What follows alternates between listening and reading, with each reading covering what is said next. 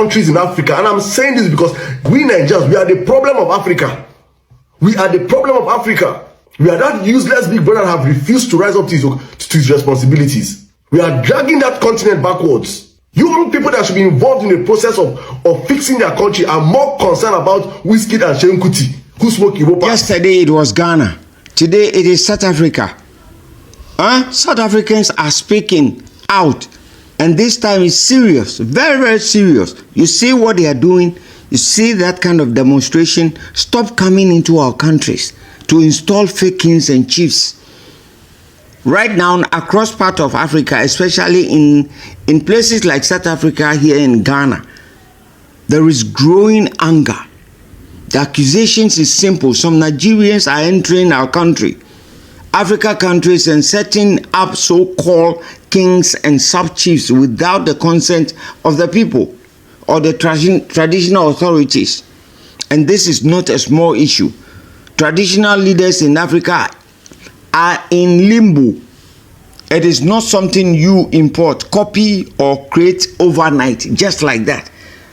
Whilst you do not have any kind of territory, this fake Igbo king in Ghana, you do not have a territory. Why always becoming a king? Is king something that you eat?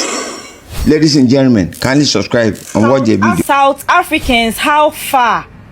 Nigerians must leave. They must go to where they belong. You see that voice of Ghanaians that Iran has been begging us for? We are going to give you that voice for free. We are going to be on your matter. We are going to help you. We are going to talk on your behalf and fight for you. You people should make sure you give us all the details, and we are going to support and help you to drag those people out of the country.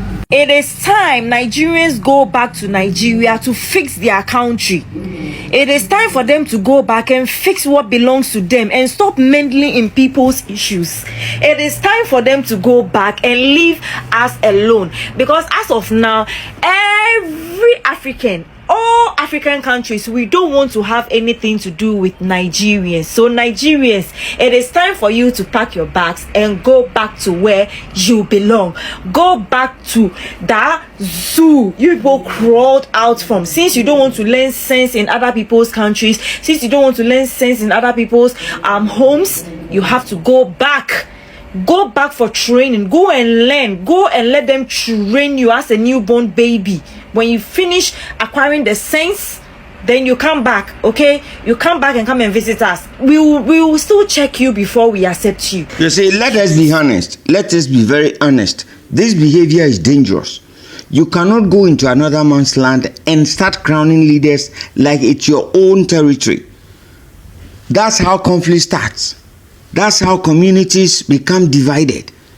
Africa already has enough problems.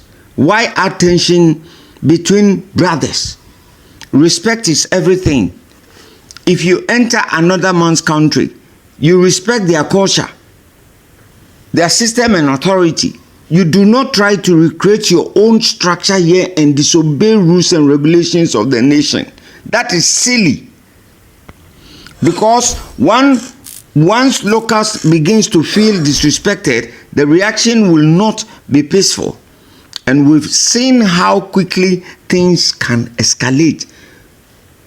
This is bigger than Nigeria. This is about how Africa treats each other across border. And the ECOWAS must think twice before all that kind of borderless country.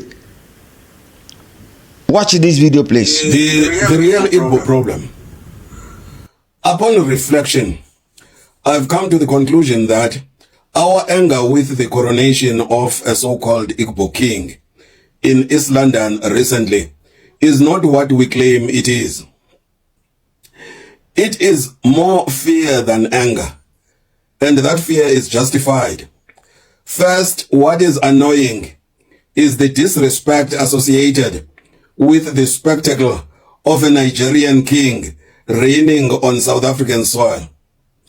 The disrespect is further confirmed by videos in which Nigerians disparage South African men, saying they can do what they like here because there are no men in South Africa. sensible people know that the so-called kingdom has no real substance in any literal sense. The fear is based on the fact that in appointing a king, the Igbos demonstrate that they are a cohesive community with leadership committed to looking after the collective interests of the Igbos. This is the scary part. It is scary to South Africans because we know that we don't have such leadership. However, it is not fear of a competition of kingdoms.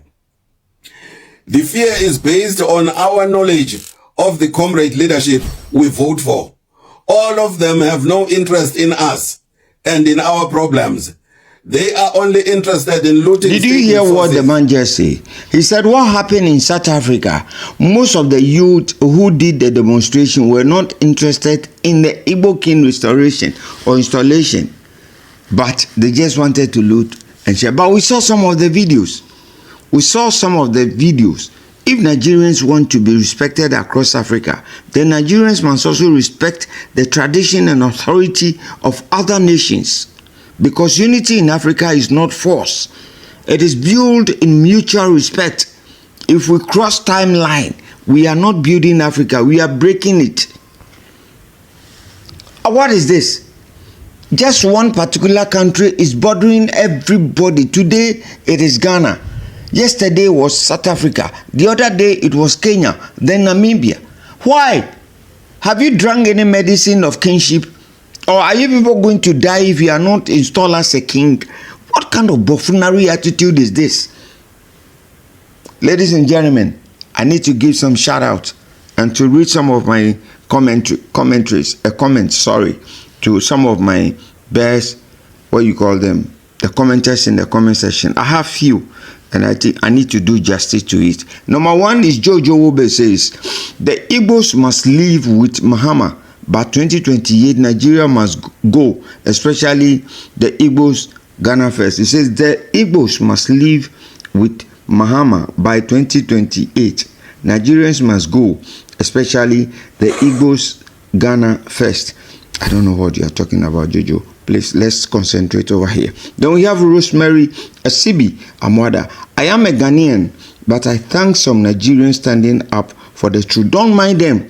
They are not standing for the truth for Ghanaians. They have a lackadaisical attitude. Don't mind them.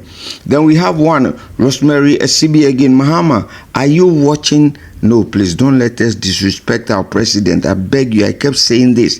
Then we have Selina J. Chukude. Ghanaians are coming to you like lion. So if you want to stay in Ghana, remove your crown and stay in Ghana. Oh, you are threatening them. Don't do that. I beg you. Chukwude, we are not coming to Chukwude. We are talking. He's somebody who listens. And I'm sure he understands us. And Abba Accra, Mark Lion, I say shout out to you all. I've never heard from Rhoda Milner. I have never heard from since a very long. And then my friend in UK. Please, let's all gather here. Watch the video to the fullest. I beg you to subscribe, okay? Bye-bye for now.